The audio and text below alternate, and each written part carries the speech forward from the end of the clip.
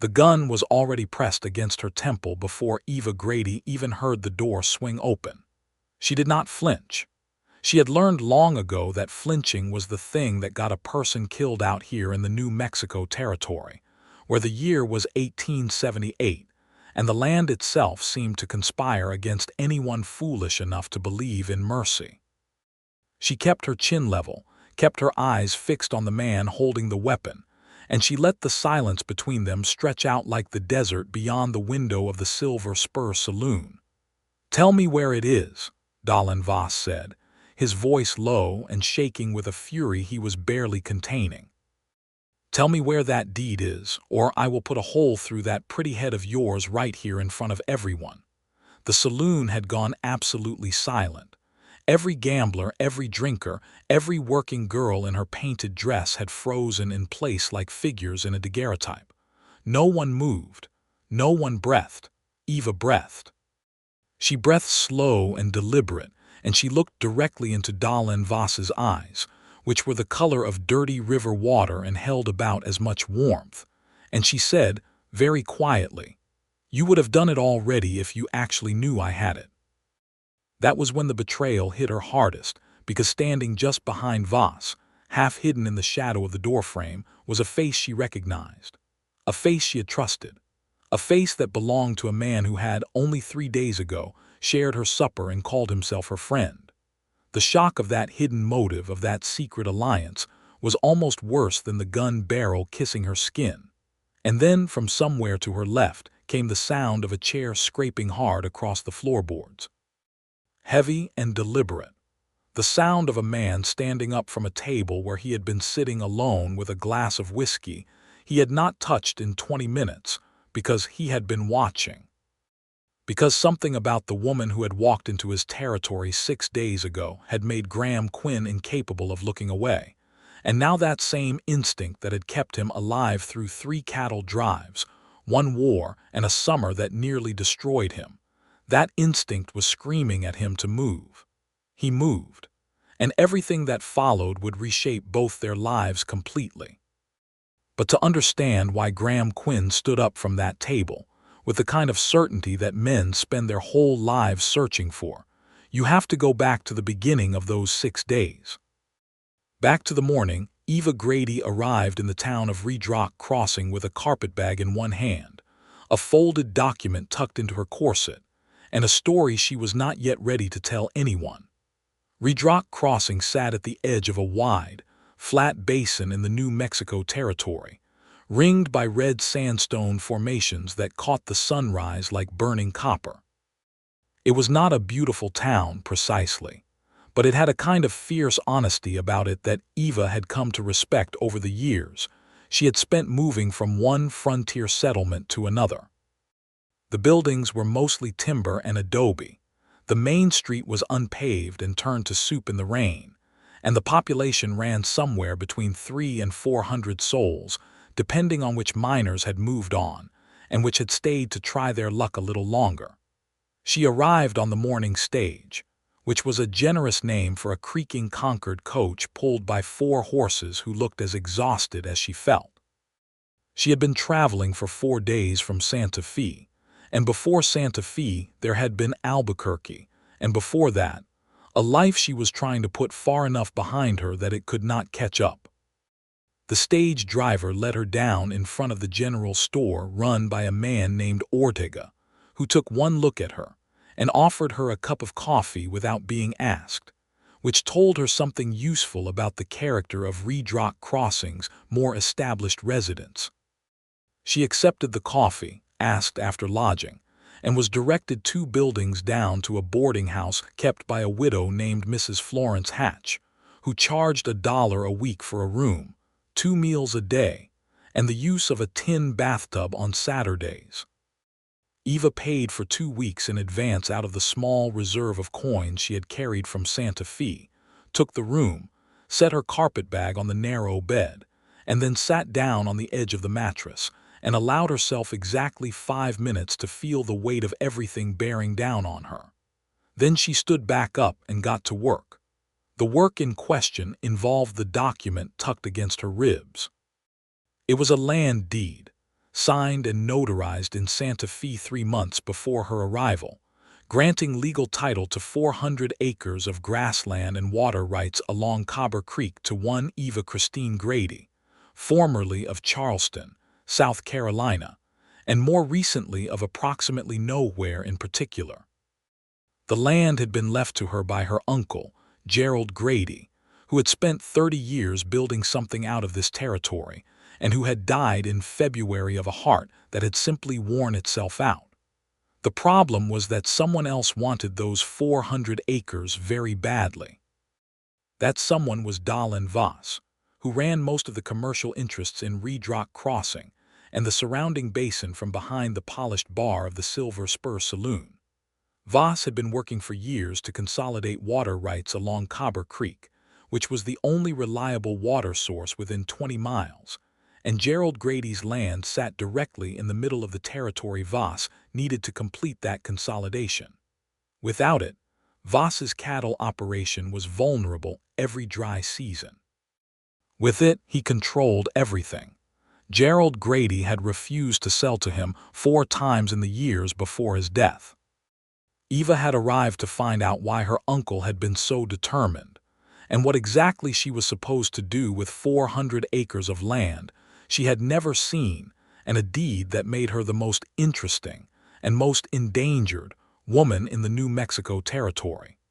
She spent her first day asking quiet questions at the general store and the post office. She was careful about it, offering up the cover story she had prepared in Santa Fe, that she was simply coming to settle the estate of a deceased relative, that she would likely sell the property and return east within a few weeks. She wanted to see how people responded to the idea of her selling. She wanted to see who leaned forward with too much interest. What she had not planned for was Graham Quinn. She first saw him on the second day, from the window of the boarding house. He was crossing the main street with 2 younger men on either side of him, and the 3 of them had an odd quality about them that caught her attention immediately. Not because they moved with the swagger she had come to associate with men who wanted to appear dangerous, but because they moved with the careful, deliberate pace of men who actually were, and who therefore had nothing to prove to anyone. Graham Quinn was perhaps 32, she guessed, with dark hair that had gone silver at the temples earlier than it should have, the way hair sometimes did on men who had seen things that aged them from the inside out. He was broad through the shoulders and lean everywhere else, with the kind of hands that belonged to a man who worked land for real rather than just managing other people who did. He wore a plain work coat and a hat that had been through weather, and he had a face that was not conventionally handsome, but was deeply compelling, the kind of face that made you want to understand the story behind the set of the jaw and the careful watchfulness of the eyes. The 2 younger men with him, she would learn later, were his sons.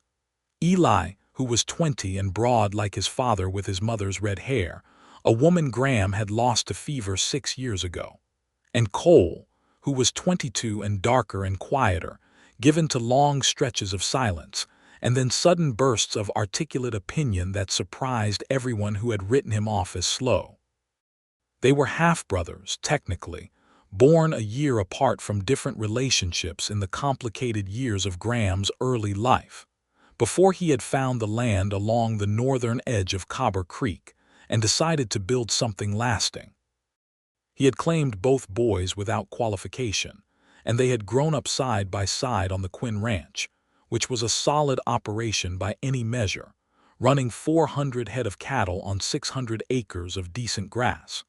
But the 2 young men had never truly gotten along. That was the thing that every person in Reed Rock Crossing knew about the Quinn family and discussed with varying degrees of sympathy and exasperation. Eli and Cole existed in a state of grinding, persistent tension that occasionally flared into genuine conflict, and more often settled into a cold refusal to cooperate on anything that required them to be in the same space for longer than it took to pass the biscuits at supper. Graham had tried everything over the years. He had separated their responsibilities, given each of them distinct domains on the ranch so they would not have to interact more than necessary. He had talked to them individually, talked to them together, lost his temper with them, pleaded with them, and eventually arrived at a resigned acceptance that some things between people simply could not be repaired by the effort of a third party, no matter how much that third party loved both of them. The ranch ran on a kind of armed peace, and Graham had long since stopped expecting anything different.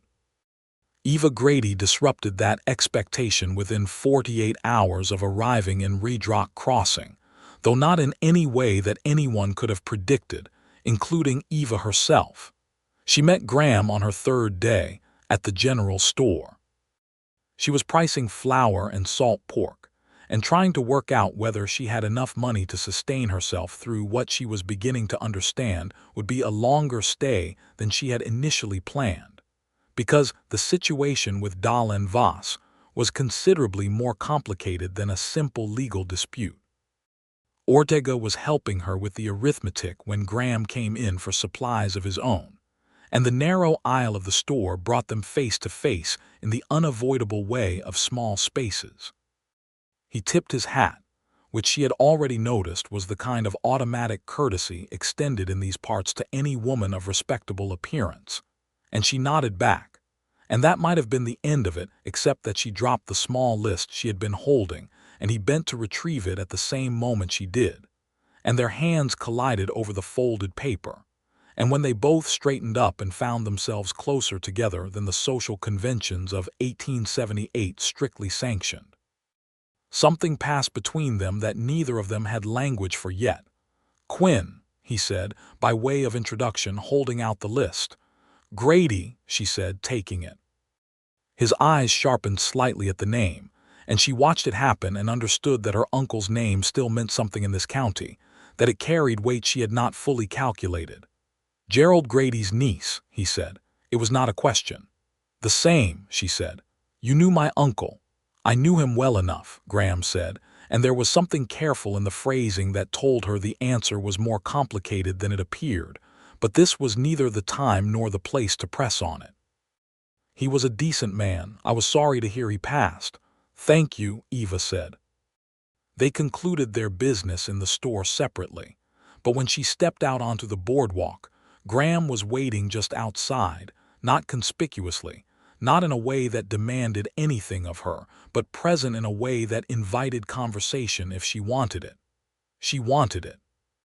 They walked together for a short distance along the main street, and in those few minutes of careful, calibrated exchange, Eva learned that Graham ran the ranch to the north of her uncle's land, that he had known Gerald Grady for 11 years, that he was recently concerned about water access because the summer had been dry and showed signs of continuing that way, and that he had 2 grown sons who helped him run the operation.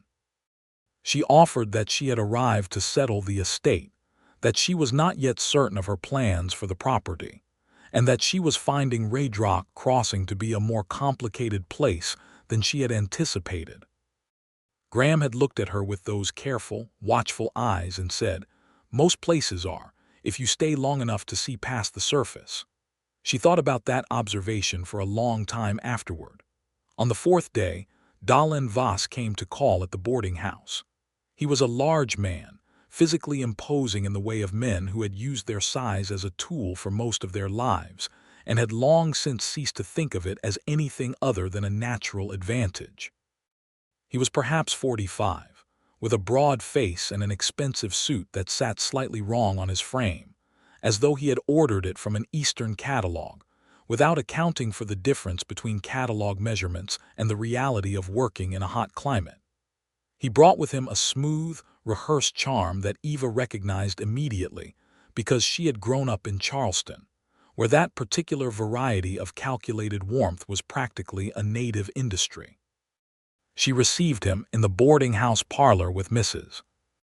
Hatch strategically present in the background, and she listened to his offer, which was generous in a way that was designed to feel both flattering and slightly pressured, as though the generosity itself was proof that she should accept quickly before he changed his mind.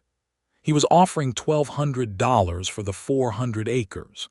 She thanked him for his time and told him she would consider it. He smiled, and the smile did not reach his eyes, and he said that he hoped she would not take too long, that property matters had a way of becoming complicated when they were allowed to sit unresolved, that the legal status of estates without immediate heirs could be quite uncertain territory. He was threatening her through the language of reasonable concern, and they both knew it, and the knowledge sat between them like a third person in the parlor.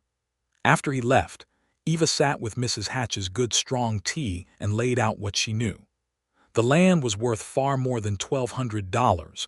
She was certain of it because her uncle had received multiple offers over the years and had refused all of them, which meant he had understood the true value and had chosen to hold it. The water rights alone, if the creek access was as reliable as the surrounding farmers and ranchers seemed to believe, could sustain a working operation indefinitely. And Voss's timeline pressure, that pointed at something. It pointed at something she needed to understand before she could make any decisions. She needed someone who knew the land and knew the history. She needed someone she could trust, which was a significantly shorter list than the list of people she had met. On the 5th day, she went out to the Quinn ranch. She rented a horse from the livery, a steady gray mare with a tendency to check her rider's resolve at every junction by simply stopping and looking back, as though reconsidering the wisdom of the expedition. Eva, who had ridden since childhood, simply kept her moving, and they arrived at the Quinn property in the middle of the morning with the sun already high and sharp. The ranch was clean and well organized, which told her something about the man who ran it. The outbuildings were in good repair, the fence lines were maintained, the stock she could see from the track looked healthy and well-conditioned. It was not a prosperous operation in the way that Dahlen Voss's consolidated holdings were prosperous, meaning it had not accumulated its wealth through the dispossession of others, but it was solid and honest, and it had clearly been built by sustained effort over many years. Graham saw her coming from across the yard and walked out to meet her with the unhurried directness that she was beginning to understand was simply the way he moved through the world. He helped her down from the mare, which was courtesy rather than condescension, and he offered her water and a seat on the porch, and she accepted both, and then she told him the truth. Not all of it, not the deeper truths she was still working out for herself, but the operational truth, that she was not planning to sell quickly, that Voss had approached her with a pressured offer, and that she suspected her uncle's refusal to sell had been motivated by something more substantive than simple stubbornness. Graham was quiet for a moment after she finished. "Your uncle found something 3 years ago," he said finally. "Something he told me in confidence, and I've kept it that way because he asked me to. But he's gone now, and the situation has changed, and I think you have a right to know what you're sitting on." He told her. The creek that ran through her uncle's 400 acres did not merely provide reliable water access. 3 years before his death, Gerald Grady had engaged a mining surveyor from Denver to assess the rock formations along the southern bank of Cobber Creek. The surveyor's report, which Gerald had shared with Graham and then sealed away somewhere, indicated strong indicators of silver-bearing ore in the underlying geology. Not a certainty. Mining surveys were never certainties, but a compelling enough possibility that a man like Dahlen Voss, who had the connections and capital to actually extract such a resource, would pay considerably more than $1,200 to acquire exclusive access before anyone else discovered what might be there. Eva sat with this information for a long moment, the desert heat pressing against the porch shade from all sides, and she thought about the sealed document her uncle's lawyer in Santa Fe had handed her along with the deed. A document she had tucked into the lining of her carpetbag without opening, because the lawyer had said it was personal correspondence, only to be read in private. She had not opened it yet because she had been so exhausted by the journey that she had simply fallen asleep on it, and then the subsequent days had filled up with more immediate concerns. She stood up from the porch chair with a sudden clarity of purpose. "I need to go back to town," she said. Graham looked at her with those watchful eyes. "You've got something you just remembered." "I have something I should have read 3 days ago," she said. She rode back to Raydrock Crossing and went directly to her room at the boarding house and opened the lining of her carpetbag with hands that were only very slightly unsteady, and she found the sealed envelope with her uncle's handwriting on the front, her name in careful, deliberate letters that made her throat close for a moment because she had loved him and had not seen him in 4 years. She opened it. The letter was 3 pages long and covered everything. The mining survey. The significance of the water rights independent of the silver possibility. Gerald's belief that the land could sustain a small but viable operation if managed correctly, and his hope that Eva, who had always had the sharpest mind in the family and the stubbornness to match, might be the one to actually do something with it rather than simply convert it to cash. He had written that he believed the West still had room for people who wanted to build rather than simply extract, that he had spent 30 years watching the territory change, and had come to believe that the ones who would shape what came next were the ones who understood both the land and the people on it. He had also written in the final paragraph that if she ever found herself in difficulty, she should speak to Graham Quinn, who was the most trustworthy man within 50 miles and who had been a good neighbor and a better friend for over a decade. She sat on the narrow boarding house bed with the letter in her lap and felt something shift inside her. Not grief exactly, because she had already done that work. Something closer to purpose. Something that felt like the beginning of a direction. On the 6th day, she went back to the Quinn ranch. This time, she found not just Graham but both his sons, which she had not expected, and which led to a scene that told her a great deal about the household dynamics very quickly. Eli was working on a fence repair near the barn when she rode in, and Cole was on the opposite side of the yard, seemingly engaged in a completely separate project involving the water trough, and the physical distance between them had the quality of something maintained rather than accidental. Graham came out of the barn, saw her, and made introductions with the careful neutrality of a man who had long practice in managing the presentation of a complicated family situation. Eli was polite and direct and had his father's quality of unhurried watchfulness. Cole was polite and slightly more guarded and had a habit of looking at people from a slight angle, as though assessing them from a position that made him harder to assess in return. Neither young man spoke to the other during the time she was in the yard. Not once. Not even to pass along a basic piece of information that would have been more efficient to communicate directly. If one of them needed to know something that the other had, it went through Graham, like an intermediary in a diplomatic negotiation between two parties who had agreed to talk through channels rather than directly. It was, Eva thought, exhausting to watch. She could only imagine what it was like to live inside it.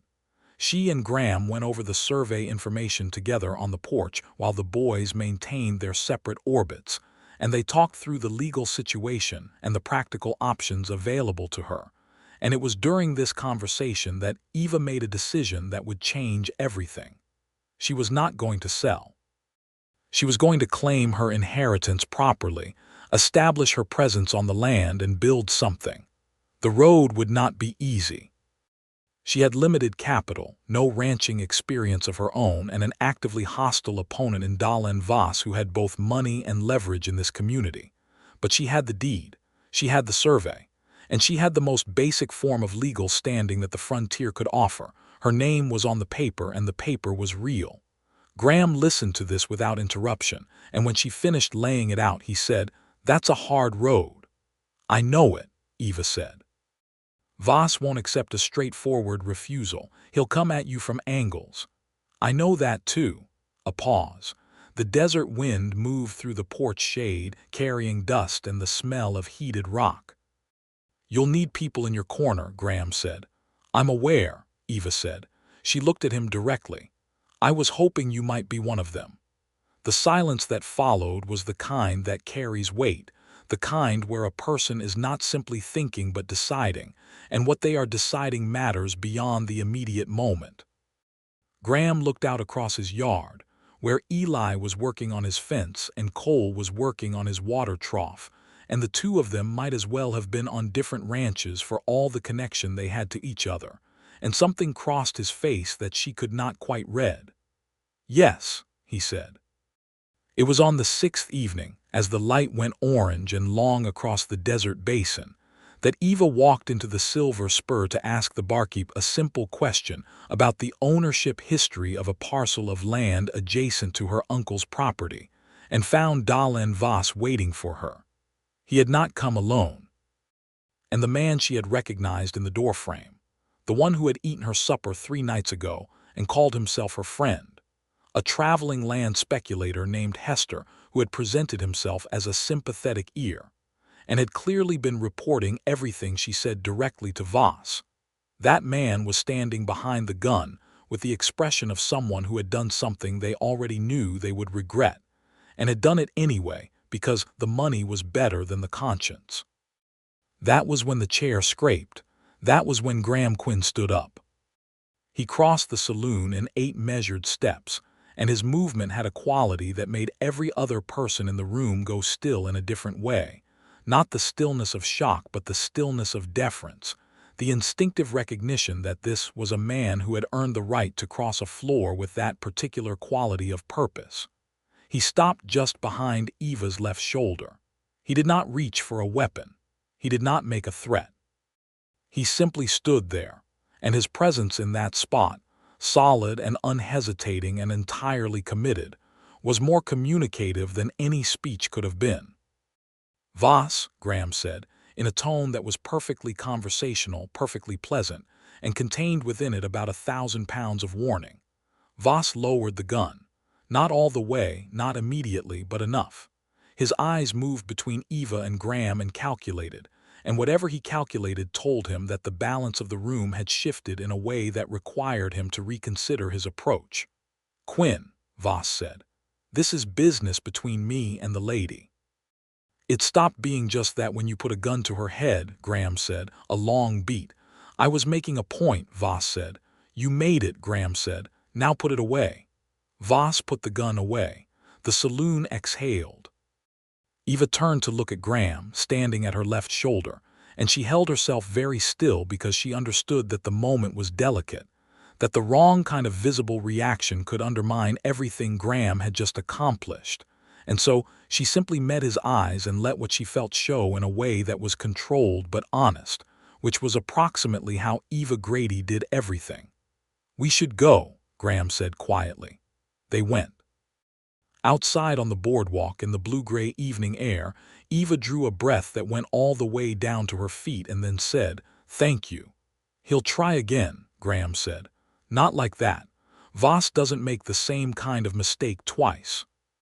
He'll try through legal channels, or through commerce, or through someone who can apply the right kind of pressure without drawing a crowd."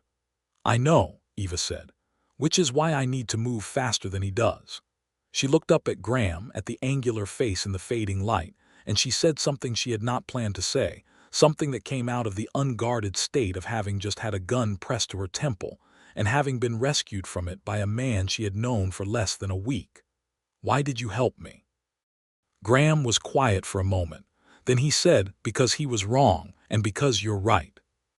And because your uncle was the kind of man who deserved to have his work respected." She nodded slowly. Then she said, "Is that all?" He looked at her, and this time what was in his eyes was not the careful watchfulness but something more direct, something that had its own weight. "No," he said, "it's not all." They stood on the boardwalk in the gathering dark, and the moment between them was the kind that does not announce itself with drama but that settles into a person's memory and stays there, the quiet pivot around which everything else begins to turn. In the days that followed, the situation moved fast. Voss, as Graham had predicted, shifted tactics. He engaged the county land office in an attempt to challenge the validity of the probate proceedings that had transferred the deed to Eva, filing a claim that Gerald Grady's estate had not been properly administered, and that the land title was therefore in dispute. It was a strategy designed not to actually win, but to create delay and uncertainty, to make Eva's legal standing precarious enough that she could not take any productive action on the property, while the challenge wound through whatever administrative machinery existed in the territory. Eva responded by doing exactly the opposite of what Voss expected. Rather than waiting for the dispute to resolve, she went out to her uncle's land with a rented wagon and began making herself physically present there. She cleared the small structure that had served as Gerald's homestead, a two-room adobe that had been closed up since his death, aired it out, brought in basic provisions, and established residence. Under the Homestead Act, occupancy and improvement of land was itself a form of legal statement, and she understood the symbolic importance of being there in person. She was not simply a name on a piece of paper. She was a woman on the land, living on it, which was harder to argue against in a territory judge's courtroom than an absent claimant's deed. Graham rode out to check on her progress on the third day after the saloon confrontation, and found her hauling water from the creek to fill the kitchen barrel, her sleeves rolled to the elbow and her hair coming loose from its arrangement, in a way that she had apparently decided to simply allow rather than stop and correct. He helped her with the water without commenting on any of it. They worked side by side for the better part of the morning, and the working together had a quality of ease that surprised them both, because ease of that kind, the kind that does not require performance or explanation, was not something either of them had much experience with. Graham had been alone, truly alone in the interior sense, since his wife had died 6 years ago. Eva had been alone longer than that, in the way of a person who has spent years moving and adapting, and who has learned to need no one because needing people was a luxury the mobile life did not easily support. At midday, they sat on the remains of the adobe's low front wall and ate the food Eva had brought from town and talked.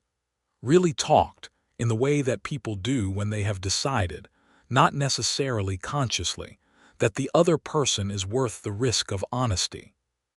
She told him about Charleston, about growing up in a family that had once had position and money, and had lost both in the years after the war, about the particular quality of that kind of diminishment, and how it had taught her to be resourceful and to distrust the kinds of security that depended on external circumstances. She told him about the years of moving, Texas first, then Kansas, then the New Mexico territory, following work and opportunity and the persistent sense that somewhere there was a place that would feel like hers. He told her about the early years on the ranch, about the struggles of the first drought and the first hard winter, about the loss of his wife Anne to typhoid fever, and the way it had fractured something in the household that had never fully reknit. He told her about Eli and Cole, about the history between them, about his sustained, failed effort to build something coherent out of the complicated situation he found himself in as their father. "It's my fault, some of it," he said, with the directness of a man who had been honest with himself about it for years. "I was grieving when Cole was younger and I wasn't as present as I should have been, and I let patterns develop that I should have interrupted earlier. By the time I understood what was happening between them, it had roots." "What kind of patterns?" Eva asked. "Eli was older and established when Cole came to live with us permanently. He'd had me to himself for a year, and then suddenly there was another boy with an equal claim on my attention, and Eli didn't handle it well, and I didn't handle Eli's difficulty well, and Cole read all of that and built walls." He paused. "They're both good men. Separately, together they just stop." Eva was quiet, thinking. Then she said, "What would it take to make them start?" Graham looked at her. "I've been trying to answer that question for 6 years." "Maybe the question is wrong," Eva said. "Maybe instead of asking what would make them start, the question is what would have to matter enough that they'd both run toward it regardless of the distance between them." Graham considered this. "A threat to the ranch might do it." "Or something that needed both of them specifically," Eva said. Something where what Eli has and what Cole has were both necessary, and there was no way to get there without combining them. She was thinking out loud, and she knew it, and she was thinking about her own situation as much as about the Quinn family dynamics, but the thought planted itself in Graham's mind and stayed there.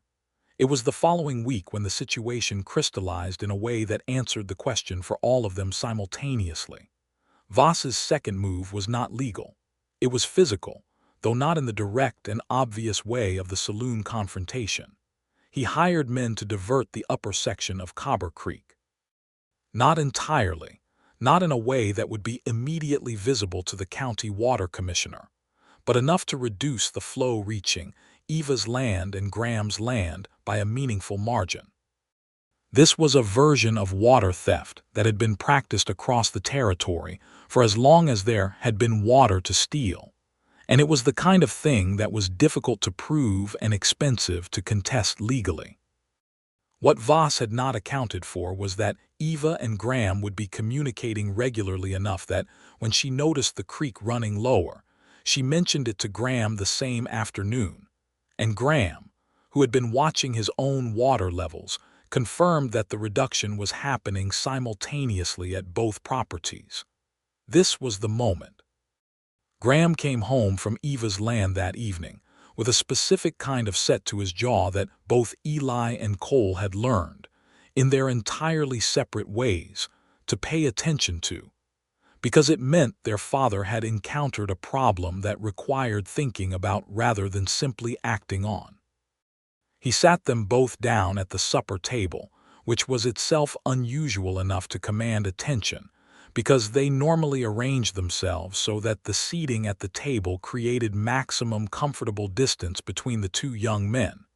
He told them what was happening, all of it.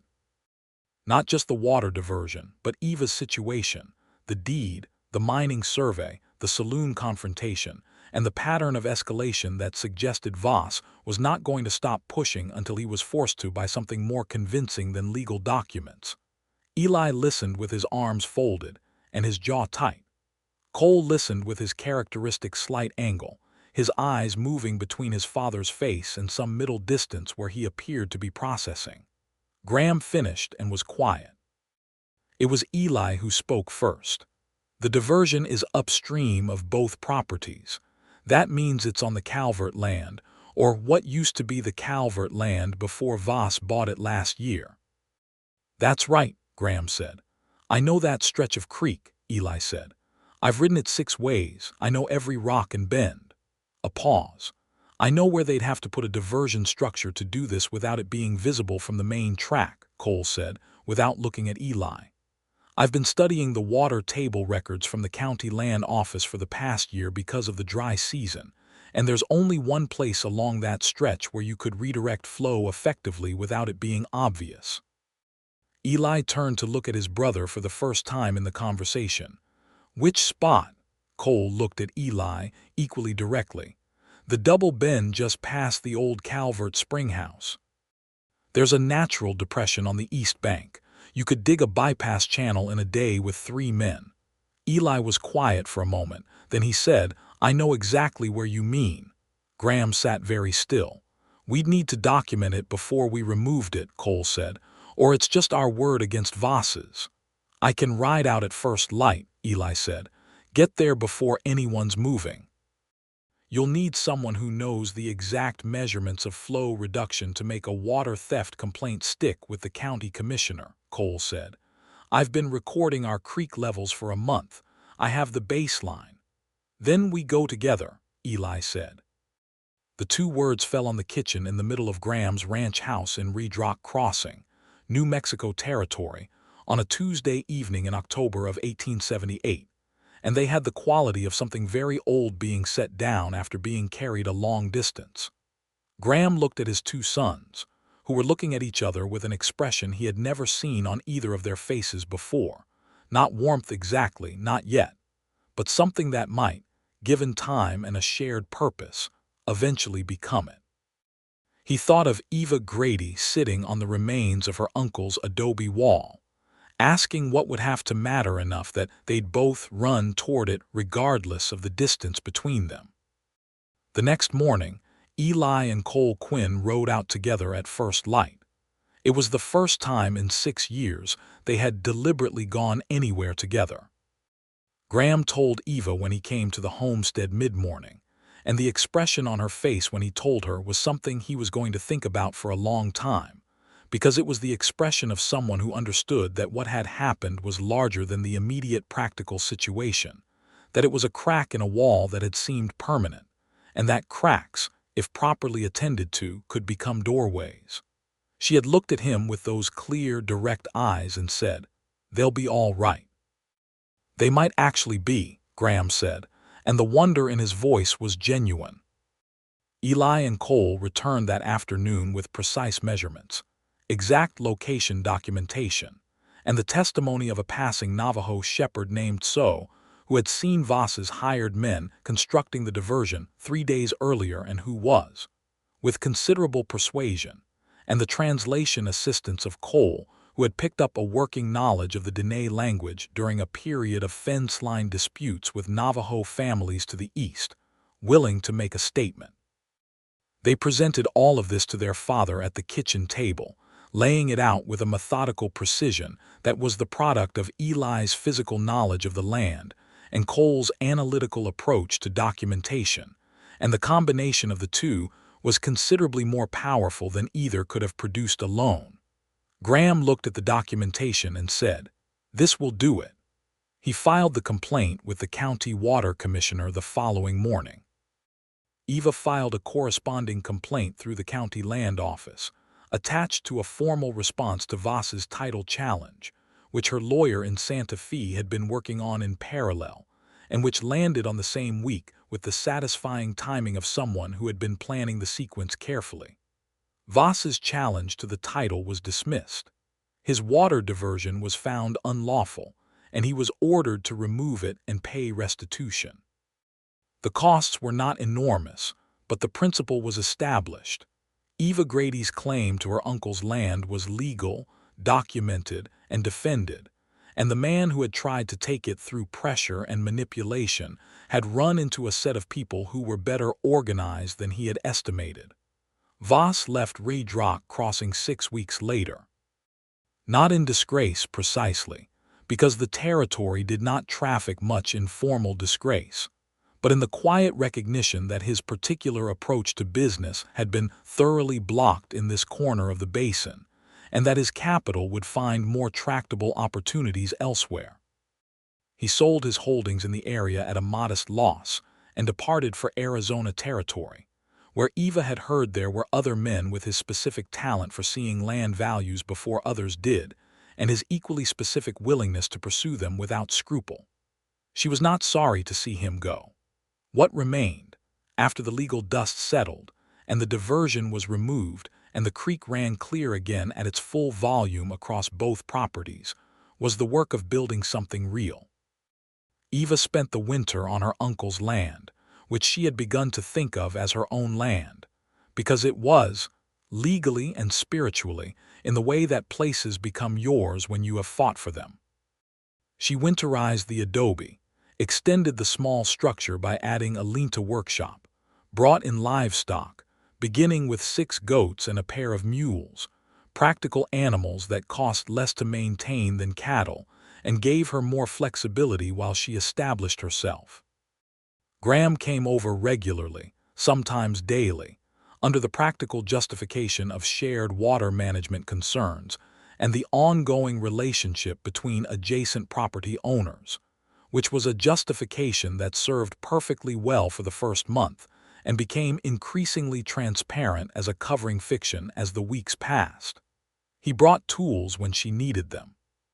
He brought his knowledge of the land's seasonal patterns, the dry spots, the good grass, the places where late frost lingered and could take a goat if you were not paying attention.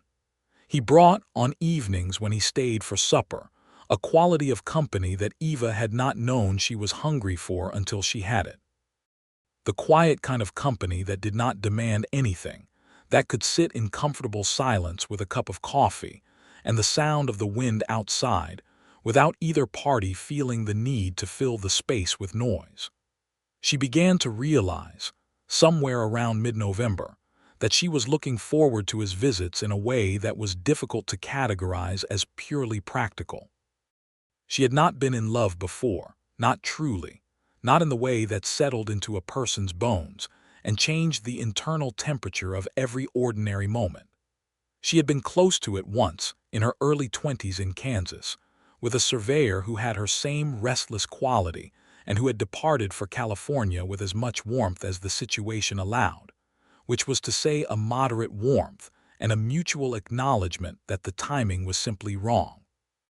She had not been close to it since, and she had gradually developed a comfortable theory that she was perhaps not the kind of person who formed those attachments easily or deeply, that she was too mobile, too self-sufficient, too committed to the internal life of her own mind to create the kind of sustained vulnerability that love required. Graham Quinn was disassembling that theory with the patient deliberateness of a man who took structures apart carefully, so that the useful pieces could be repurposed. He was not doing it intentionally, which was what made it so effective. He was simply being himself, which was the most dangerous thing a person could be when the self in question was this particular configuration of steadiness, honesty, dry humor, and the kind of care that expressed itself through attention rather than declaration. He noticed things. He noticed when she was tired and said less in the evenings. He noticed when the goats were producing less milk and mentioned it before she had realized it herself.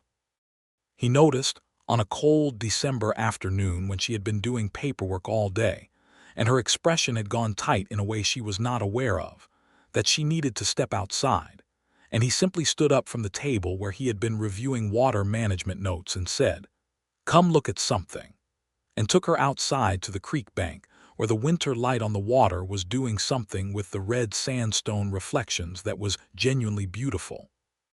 And said nothing else, because nothing else was needed.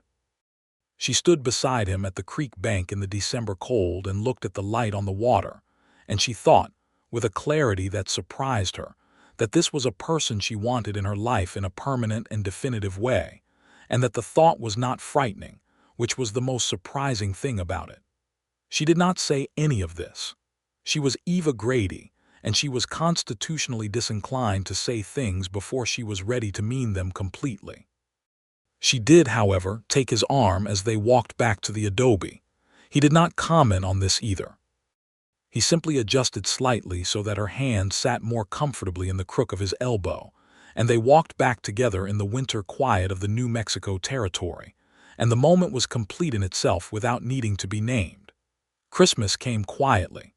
Eva spent it at the Quinn Ranch at Graham's invitation, along with Eli and Cole, who had been in a process of gradual, careful rapprochement since the Creek investigation. They were not yet easy with each other. There were still long stretches of silence and the occasional friction of two people who had built their identities partly in contrast to each other, and were now having to revise those identities at the edges. But they sat at the same table without the armed distance of before, and once in the afternoon, Eva watched them from the kitchen window and saw them standing at the corral fence looking at a horse Graham had acquired in November, talking to each other directly, without a mediating third party, about the horse's soundness, and she felt something warm and settled in her chest at the sight. She had not given them purpose in any deliberate way. She had simply needed things done, and the things she needed had happened to require what each of them specifically had, and the combination of those needs had created a bridge. She was not so presumptuous as to take credit for the architecture of another family's healing, but she was glad of it, quietly and completely. After Christmas dinner, when the plates were cleared and Cole had produced a battered fiddle from somewhere, and was playing with unexpected skill, while Eli sat listening with his arms on the table, and his eyes closed in the way of someone being reached by music in a place they usually kept closed, Graham took Eva outside onto the porch where the night air was cold and clear, and filled with stars so thick they looked like something spilled across the sky. He stood beside her and looked at the stars for a while, and then he said, "I want to tell you something." "All right," she said. He turned to face her, and in the starlight his face was the face she had come to know over these months, the angles and the watchfulness and the place where something deep and genuine lived that he almost never put direct words to. "I think you know already," he said. "I think you've probably known longer than I have. But I need to say it outright because I am not a man who can continue to feel something this significant and not account for it properly." Eva looked at him. "I think I do know," she said, "but I want to hear it anyway." "I love you," Graham said. "I love who you are specifically, the particular version of stubborn and clear-sighted and brave that you are. And I love the way you think. And I love that you looked at my sons and saw a solution to something I had given up on solving. And I love that you stood your ground against a man with a gun without flinching. And I love that you sat on the ruins of your uncle's wall and decided to build something instead of running. I love you, Eva." The silence that followed was the good kind, the kind that holds something rather than empties it. "I love you too," Eva said. "I have been doing my best to love you carefully and slowly because you are the kind of thing, the kind of person, that I did not want to break through carelessness. But the truth of it is that I have been in love with you since approximately the afternoon you brought me to the creek to look at the light on the water and said nothing at all about it." He laughed, a real laugh. The kind she had heard rarely and had come to understand was a gift he did not distribute widely. And then he took her face in both hands, very gently, with those big capable hands that had spent 30 years working this land, and he kissed her. And the cold desert air and the stars and the sound of Cole's fiddle through the door were all present around them, and it was exactly right. They were engaged by February. It was not impulsive. Neither of them were impulsive people by nature, and the months between Christmas and February were months of continued honest conversation, of walking through practical realities and emotional territories both, of being certain together rather than certain separately, and then comparing notes.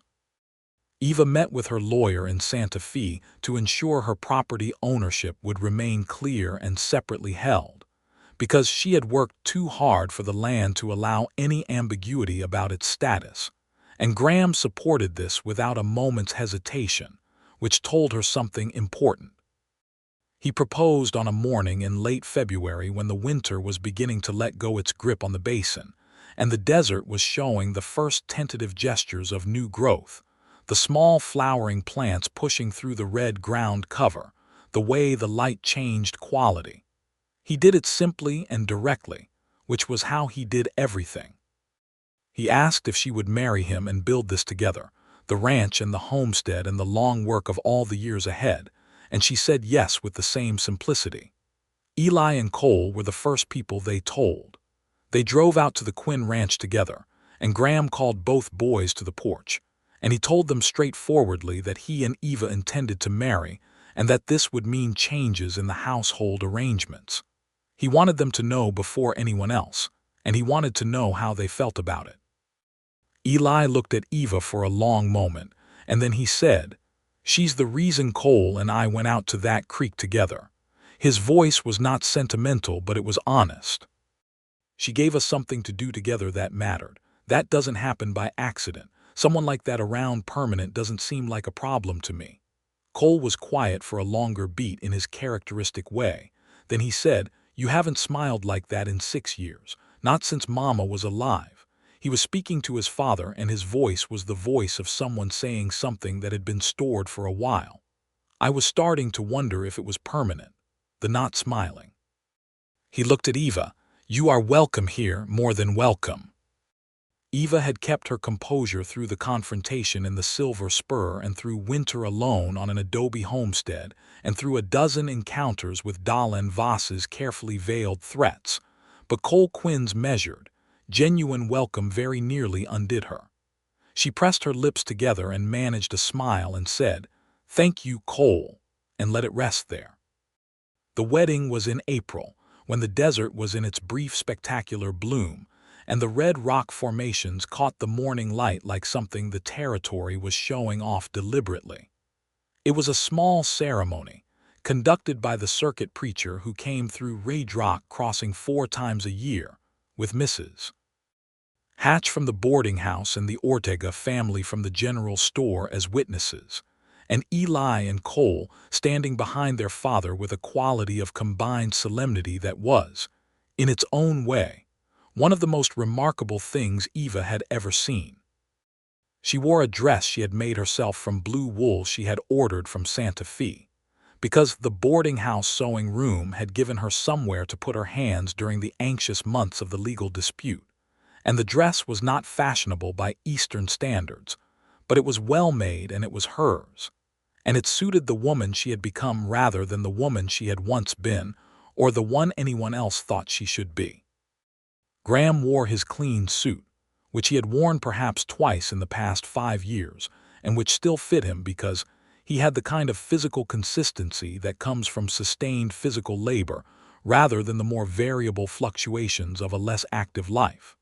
When the preacher asked if they would have each other, they both said yes with the same unhesitating directness that was, perhaps more than anything else, the quality they most shared. The reception was held at the Ortega family's yard, which was large enough for the 20-some people who came, and Cole played the fiddle again, and Eli danced with Mrs. Hatch's niece who had come in from Las Cruces for the occasion, and at one point in the evening, Eva looked across the yard and saw Eli say something to Cole that made Cole laugh, and she filed that image away with all the other images she was collecting that she intended to keep. They did not go east for a honeymoon. Neither of them had any interest in east. They went to Eva's homestead for the first weeks, the adobe that had been her uncle's and had become hers and was now theirs, and Graham lived between the two properties as the situation required, riding north to the ranch in the mornings and returning south to the homestead in the evenings, which was imperfect as an arrangement but workable while they planned the longer-term integration.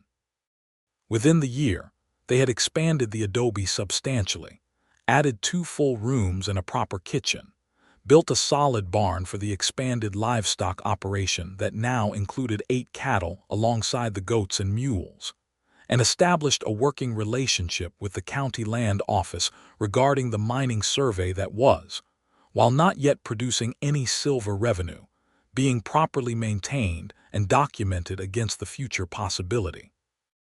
Eli ran the Quinn ranch with increasing confidence, and Cole managed the books for both properties, which had turned out to be his genuine skill, the analytical intelligence that had been showing itself sideways through arguments and assessments since childhood and now had a proper channel.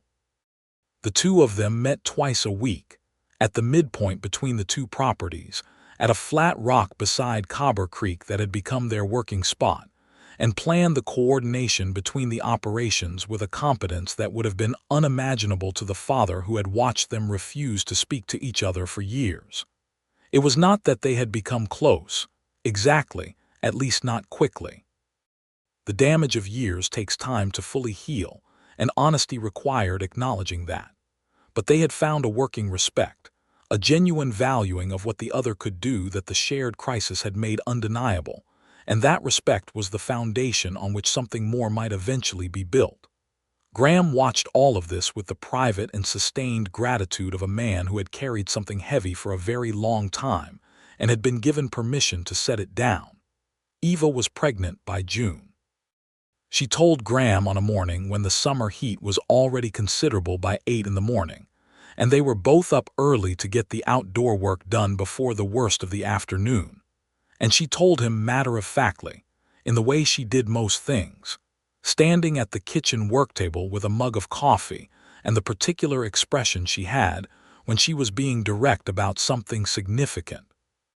He was so still for a moment that she thought she had miscalculated his response, and then he crossed the kitchen in 4 steps and held her, just held her, with his face against her hair and his arms around her with a careful, encompassing strength, and she could feel that he was shaking slightly, not with distress but with the kind of joy that does not have a quieter form than that. "A baby," he said into her hair. "A baby," she confirmed.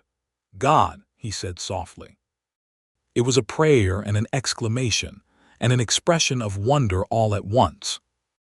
She wrapped her arms around him and held on, and the morning came in through the window of the adobe kitchen on her uncle's land, and the creek ran through the property at its full and legal volume, and the desert bloomed around them with the particular fierce beauty of things that have survived everything thrown at them and continued regardless. Eli and Cole responded to the news with the different and equally genuine expressions of two young men who had just been informed that their family was expanding. Eli looked genuinely delighted and immediately began making practical suggestions about what modifications would be needed to the homestead to accommodate a child, which was entirely Eli. Cole asked careful questions about Eva's health and the expected timeline, and whether she had access to a good doctor, which was entirely Cole, and she answered all his questions with a patient thoroughness that he received with a nod and the closest thing to warmth he extended easily, which was a particular quality of settled attention. The baby was born in February of 1880, on a cold night with the wind coming off the desert in long sweeping gusts that made the adobe walls creak. Graham's neighbor, Mrs. Ortega, who had delivered a great many babies in her years in the territory, was there, and Mrs. Hatch, who had insisted on being present, and Graham himself, who had refused to be anywhere else despite the established convention that childbirth was not male territory. He held Eva's hand through all of it, and he did not look away.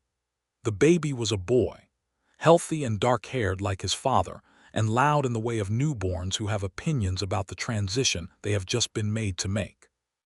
They named him Daniel Gerald Quinn, the second name for Eva's uncle, and he arrived in the world in the small hours of a February night in the New Mexico territory, and immediately made his feelings known to everyone present. Eli and Cole came in the morning, separately, and both held the baby with the same careful, slightly stunned expression of young men encountering an infant for the first time, and discovering that the smallness of the thing creates an immediate and irrational sense of protective obligation. Eli held little Daniel for perhaps 5 minutes, standing in the corner of the bedroom with the baby against his shoulder, not saying anything, just looking at him with an expression Eva would remember as the one that told her the Quinn family's center of gravity had just shifted in a good direction. Cole held him for longer, sitting in the chair by the window, and when he finally handed him back, he said, in his precise and measured way, "He has your jaw, Eva. He'll be stubborn."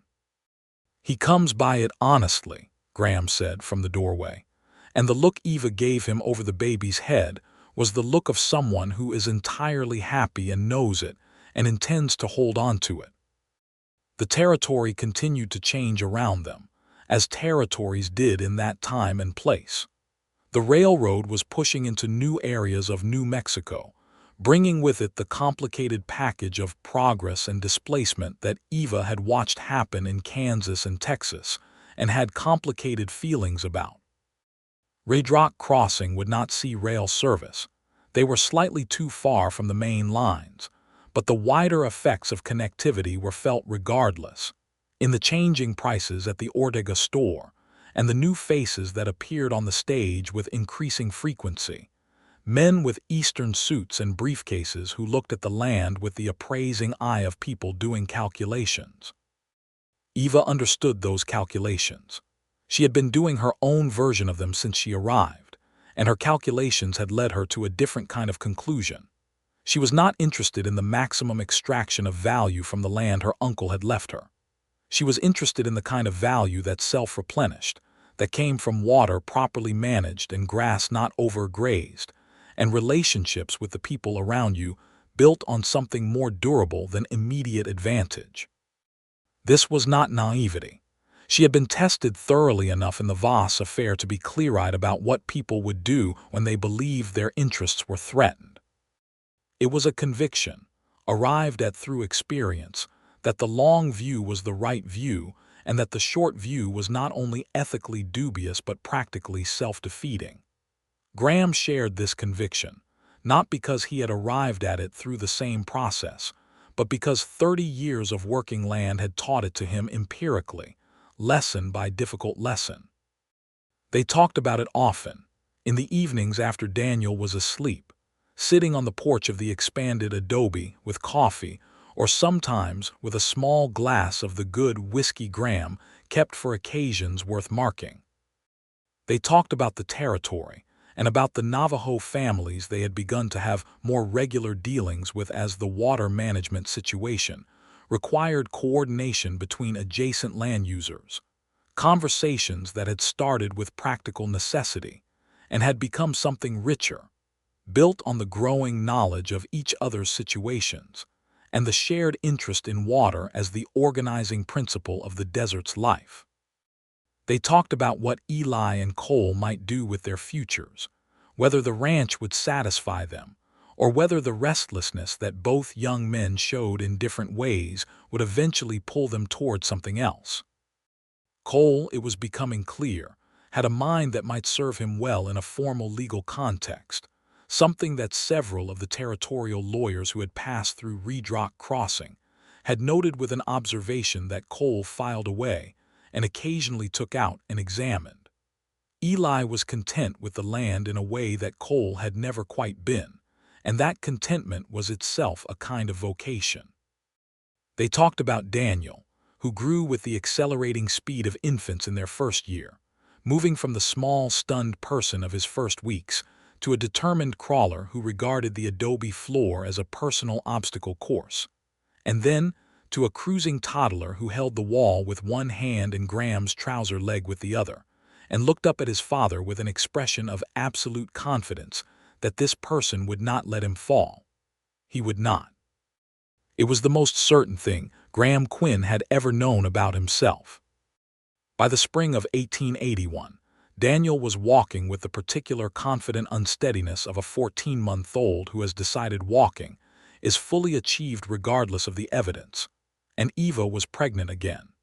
This time she told Graham while they were out at the creek that had now been flowing clean and legally and consistently across both properties for 3 years, standing at the bank in the April morning, with the light doing that thing it did sometimes with the sandstone reflections. He took her hand when she told him, and they stood like that for a while, and then he said, "Are you happy?" It was the question underneath all the other questions, the one that could not be taken for granted just because the circumstances were good. He asked it with full respect for the complexity of her, for the woman who had made her own way long enough to know the difference between circumstance and actual interior happiness. She thought about it honestly, which he would have expected nothing less than. "I am," she said. "I didn't know I could be this specifically happy. I thought happiness was a more general condition, but this is specific. This particular life in this particular place with you, this is what it is." He brought her hand to his mouth and pressed his lips to her knuckles, the way he did when words were both insufficient and unnecessary, and the creek ran past them carrying the light on its surface. The second baby was a girl. Eva went into labor on a November evening, and the birth was quicker than the first and less theatrical, and the girl arrived in the world with considerably less commentary than Daniel had offered, looking around the room with dark eyes that were somehow immediately alert in the way of some newborns who seemed to have simply woken up in a new location rather than undergone any particular transition. They named her Ruth Clara Quinn. Clara for Graham's mother, who had died when he was young and whom he had carried as a name in his keeping for exactly this purpose. Ruth because Eva loved the story of it, the loyalty of it, the going where you go because the person you love is there. Eli came to see the baby and held her with the now practiced ease of an uncle who had done this once before and found it went fine. Cole came and looked at her for a long time with a complicated expression and then said, "She looks like you, Eva. She's going to be a serious person." "God help everyone," Graham said, entirely fondly, and Eva said, "I take that as a compliment." And the room was warm with the kind of warmth that does not come from the fireplace. The mining survey eventually resolved itself, not in the dramatic way of major silver strikes, but in the quieter and perhaps more durable way of a modest but consistent vein, confirmed by a mining engineer Eva brought from Santa Fe in the spring of 1882. The silver on her land was real, but not abundant enough to justify the industrial extraction that would have meant selling to a large mining company and losing control of the property. It was, however, abundant enough to justify a small, carefully managed operation that could be run alongside the ranching and homesteading without disrupting either.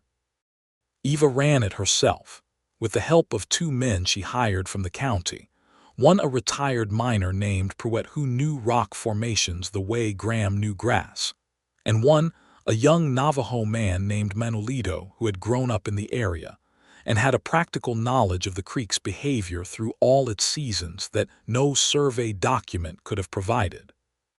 She paid them fairly and worked alongside them, and the operation became part of the texture of life on the Grady Quinn land in the same way everything else had, built on relationships and sustained effort rather than on any form of extraction from people or land that could not be replenished. Dal and Voss, they heard from time to time through the communication network of the territory's general stores and stage routes, had not found the tractable opportunities he had sought in Arizona. He had tried something similar there and had run into similar resistance, and had eventually moved to California, where presumably the scale of available opportunity was large enough to absorb a man of his particular character without too much friction. Eva wished him no particular harm. She simply did not think about him much, which was the most thorough form of freedom from him available. Red Rock Crossing changed incrementally through the early 1880s, growing in a modest and sustainable way, gaining a schoolhouse in 1882, which Eva helped plan and organize with the energy of someone who had spent years near children without formal access to good education, and intended to correct that deficiency for the next generation. She taught there herself on the 3 days a week when the regular teacher, a young woman from Ohio named Miss Perry, was handling the older students, and she taught reading and basic arithmetic to the 6- and 7-year-olds with a patient, direct approach that was entirely characteristic. Daniel Quinn started at the schoolhouse in 1884 at age 4, which was slightly early, but Daniel had opinions about most things, including the pace at which he should be acquiring knowledge, and the schoolhouse had decided to accommodate those opinions on a trial basis. He sat in the front row and listened with an intensity that made Miss Perry write a note home to his parents suggesting that someone had produced a child with an unusual relationship to information. Graham read the note at the supper table and looked at Eva and said, with the dry humor she had come to love completely, "I wonder where he gets that." "His father," Eva said firmly. "His mother," Graham said equally firmly, and Daniel looked between them with the interest of a 4-year-old encountering a conversation he does not yet have context for but recognizes as important. Ruth, at 3, was watching all of this from her chair with the expression Cole had predicted, the serious, measuring gaze of someone deciding what she thought. Eli married in 1883. A woman from the eastern edge of the county named Josephine who raised sheep and had Eva's quality of practical directness, combined with a specific warmth that expressed itself in the extravagant meals she brought whenever there was any occasion she could use as justification. She and Eva got along immediately and completely, in the way of women who recognize each other's competence and are relieved not to have to manage the usual social distances. Cole, characteristically, took longer. But by 1884, he had been corresponding with a woman in Santa Fe named Clara Rodriguez, whose brother was a territorial lawyer Cole had met during the property dispute, and who had a sharp, precise mind, and a way of cutting to the center of things in letters that Cole found almost alarmingly familiar. They had met twice in person before Cole arrived at the Quinn Ranch one October afternoon and told his father, with the contained excitement of a man who is trying not to show how much something means to him, that he intended to propose.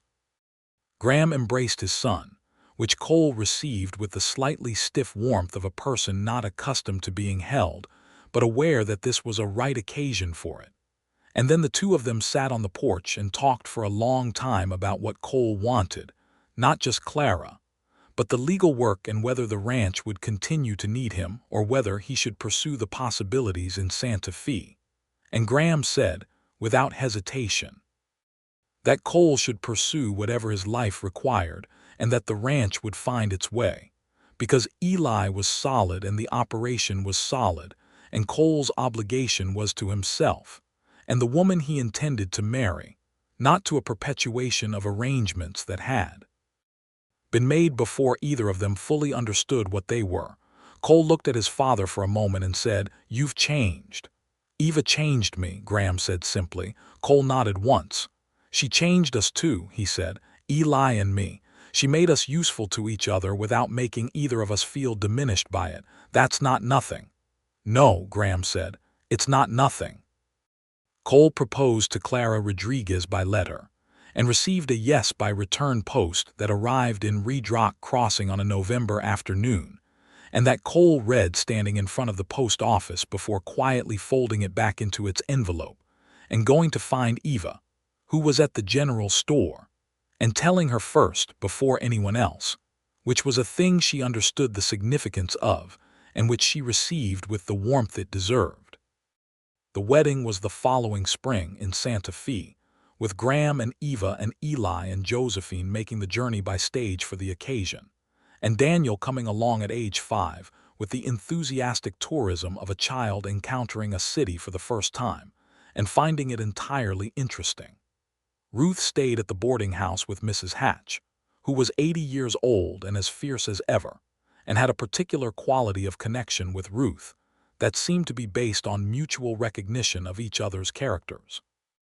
Santa Fe in 1885 was a city of considerable complexity. Spanish colonial architecture and the American territorial government and the competing interests of trade and land and culture all present simultaneously, and Eva walked through it with Graham's arm under her hand and thought about how far she had come from the stage that had deposited her in Red Rock Crossing 7 years ago with a carpetbag and a hidden document, and a story she was not yet ready to tell. She had told it now, all of it, to Graham and to the 2 sons who had become something like her own sons in everything but blood, and to the children she and Graham had made together, and to the land that had received her persistence and returned something lasting in exchange. She had built the thing her uncle had hoped she might build, and she had not built it alone, which was perhaps what he had also hoped, with the quiet wisdom of a man who had spent 30 years understanding what the land required of the people who wanted to live on it. Cole and Clara's wedding was everything a Santa Fe wedding should be, which meant it combined the formal and the celebratory in equal measure, and involved considerably more food than anyone had strictly planned for. And Clara Rodriguez Quinn was exactly as sharp and warm and precise as her letters had suggested, and she and Cole together had a quality of matched intelligence that made the people around them slightly more ambitious by proximity. The journey back to Red Rock Crossing took 3 days, and on the second evening, sitting around a fire with the desert stars visible in every direction and Daniel asleep against Eva's side and the adults quiet and content, Graham said to no one in particular, "I used to wonder what this was supposed to look like. This." He gestured at the fire, the sleeping child, the night around them. Eva looked at him in the firelight. "What was supposed to look like what?" she asked. "The life," he said. "The one you're supposed to build. I had the land and the boys and the work, but the shape of it was wrong somehow and I couldn't figure out what was missing. And now," she said. He looked at her, and the firelight moved across his face, and the silver at his temples had spread a little further since she had first seen him crossing the main street of Red Rock Crossing with his 2 sons on either side of him, and she thought he was the most beautiful thing she had ever seen. "Now I know exactly what it was missing," he said, "and now it's here." She reached across the sleeping child and took his hand, and they sat like that while the fire burned down and the stars turned slowly overhead, and the desert held them in its vast, patient way, and everything was where it was supposed to be. Red Rock Crossing kept growing through the rest of the decade, not dramatically, but in the steady, accumulative way of places that are finding their function rather than performing it. The schoolhouse added a second room. The general store expanded. A small Methodist church was built where the traveling preacher had once done his work, and took a permanent minister, who turned out to be a practical, good-humored man from Pennsylvania, who adapted to the territory with more grace than anyone had expected, and who eventually married Mrs. Hatch's niece, who had never gone back to Las Cruces. Eva's land continued to produce on multiple fronts. The silver vein ran for 6 years before playing out, generating a modest and consistent revenue that she invested back into the property in improvements rather than extracting it for personal accumulation. The cattle operation, expanded carefully over the years with Graham's knowledge guiding the timing, was sound and productive. The water rights remained the most valuable thing she owned, and she managed them with the careful consciousness of someone who understood that water in the desert was a shared resource before it was a private one, and that the relationships maintained with neighbors and with the Navajo families who had prior claims on the creek's water were investments in the kind of peace that no legal document alone could purchase. She and Graham had a third child in 1886, another boy they named James, who arrived with the same strong opinions Daniel had displayed, and who seemed, from his earliest weeks, to be engaged in a sustained personal project of being as loud as possible about them. He was healthy and broad and kept Eva awake in ways that made her both exhausted and entirely charmed, because each child had been a specific miracle and James was no less so for being the third. Graham was 52 by the time James was born, which in 1886 in the New Mexico Territory was not young, but was not yet old for a man who had never misused his body, and who had spent 30 years building something that gave him reason to rise every morning with the sense of purpose that medical minds of the era were beginning to understand, was itself a form of health. He had more silver in his hair than dark now, and the lines around his eyes had deepened in the way of outdoor men who have spent decades squinting at distance. And he was, Eva thought with steady and undiminished conviction, exactly the man she wanted. On an evening in the autumn of 1887, when Daniel was 7 and Ruth was 5, and James was 1, and the long New Mexico summer was finally releasing its grip, and the evenings were becoming something a person could actually sit outside in without suffering, Eva and Graham sat on the porch of the expanded adobe that had been her uncle's homestead and was now comprehensively and irreversibly their home, and watched the sunset do its thing with the red rock formations. Which was to say that it made them look like they were on fire, and the sky went through the colors it went through out here, the orange and rose and purple that did not exist in quite this combination in any other sky she had ever seen. Daniel was inside with a book, because Daniel was always inside with a book when he was not outside with a book. Ruth was in the yard chasing something, possibly a rabbit, with the single-minded determination that characterized everything she did.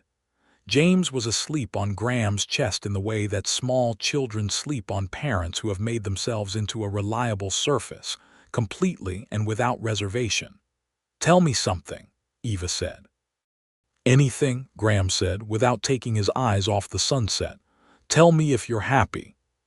He turned to look at her, and his eyes in the fading light held the directness that had been one of the first things she had understood about him, the quality of looking at the thing rather than around it. "Eva," he said, "I am more happy than I believed was available to me."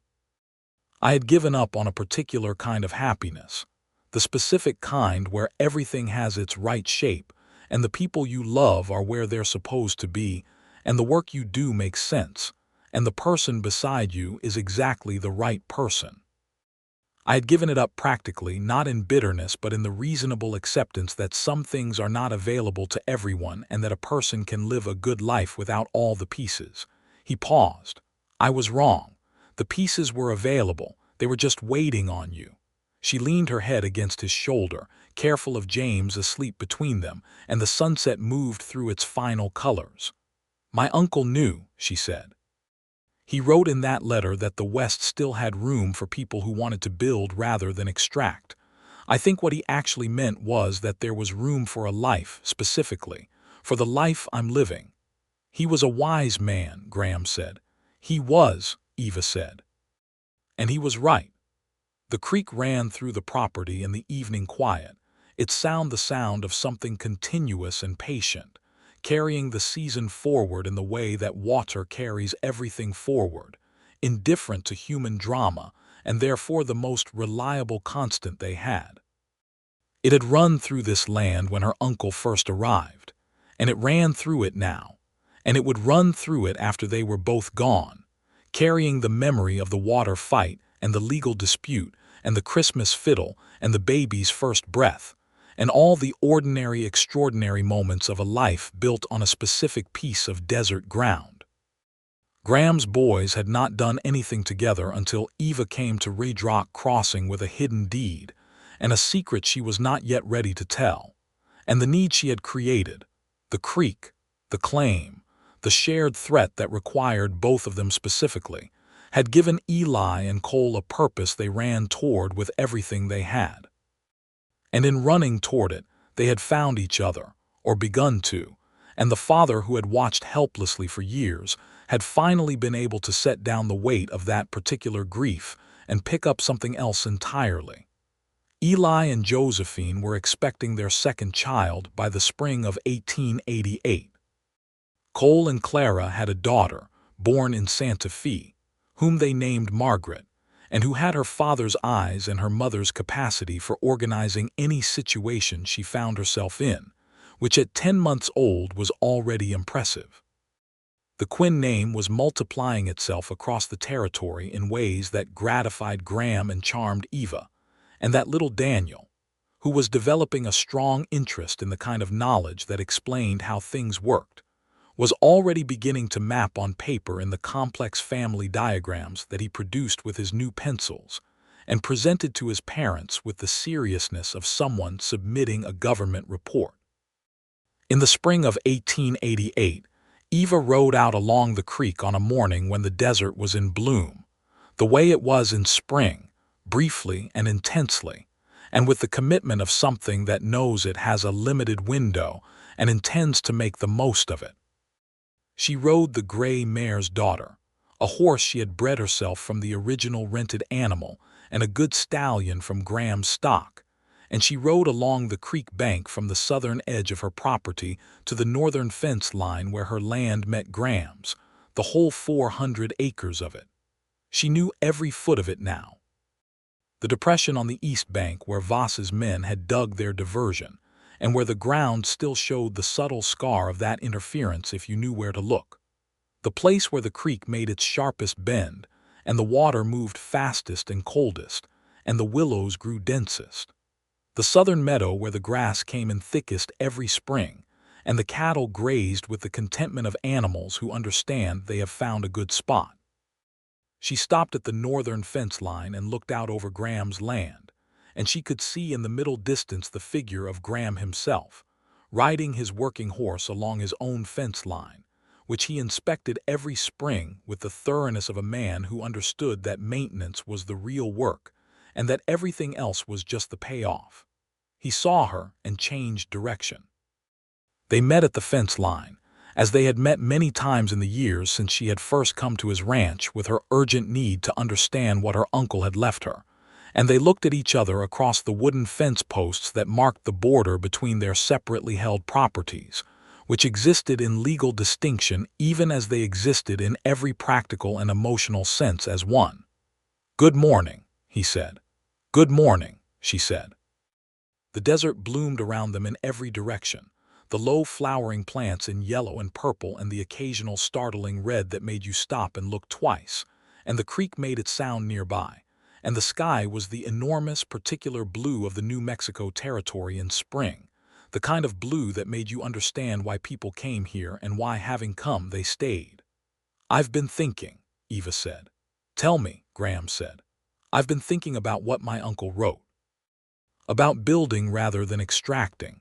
She paused, the way she paused when she was working out the right words for something that mattered. I think we've done it. I think that's what this is, what we've made. Graham looked at her across the fence line with those watchful, warm eyes. I think so too, he said. And the creek ran on, and the desert bloomed, and the life they had built between them, the life of their choosing and their making and their sustained, deliberate effort, continued in the direction of all the things that were still ahead. The growing children and the well-managed land and the two young men who had finally found their way to each other and kept finding it. And the evenings on the porch with the sunset doing its extravagant work across the red formations. And all the ordinary days that were not ordinary at all because they were lived by these specific people in this specific place, with this specific quality of love that had been built the way the best things are. Built on honesty and patience and the willingness to stand at someone's shoulder when a gun is pressed to their temple, and the willingness to name what you feel by firelight in the desert, and the willingness to ask and keep asking and mean it every time. Are you happy? Yes. Yes, completely and specifically and without reservation. Yes.